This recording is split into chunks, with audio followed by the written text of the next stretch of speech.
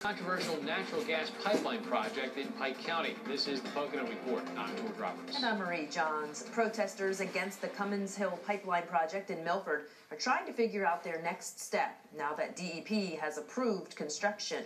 News 13's John Bartell has been following the story for over a year. He joins us now with the latest. John. George, this is a decision many Milford residents didn't want to hear. What it means is Tennessee Gas Pipeline now has approval to clear over 7 miles of forest land and lay high-pressure natural gas lines next to an elementary school. After over a year of reviewing the impacts of a proposed natural gas transmission line through Milford, the Department of Environmental Protection has given the go-ahead to begin construction. Tennessee determined that this was the route they wanted to take. Nobody questioned that. In an effort to upgrade an 80-year-old natural gas transmission line, Tennessee Gas Pipeline Company has been working to replace over 40 miles of pipe through New Jersey and Pennsylvania.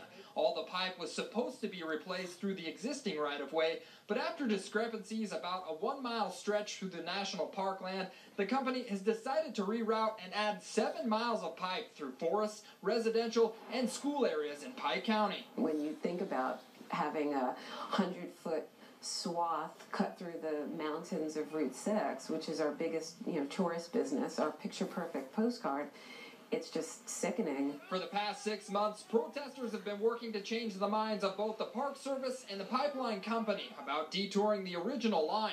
But with no success, permits by both the Federal Energy Regulatory Commission and now the DEP have been approved. It needs to have some oversight, and I think somebody needs to be responsible to do the least amount of harm to a community. Now, according to this permit, DEP is allowing Tennessee Gas Pipeline to cross 14 different bodies of water at 58 different points. Now, this is a little puzzling to pipeline protesters because where the pipeline stands now, it only crosses one body of water, the Delaware River. And it makes some wonder, who's really checking these permits? You can't look at this side by side and think that somebody really paid attention to what was going on. After numerous attempts to get a response from DEP, no one could give a clear answer to why they didn't look at other options. But despite the DEP's approval, there is one last glimmer of hope to stop or slow the project.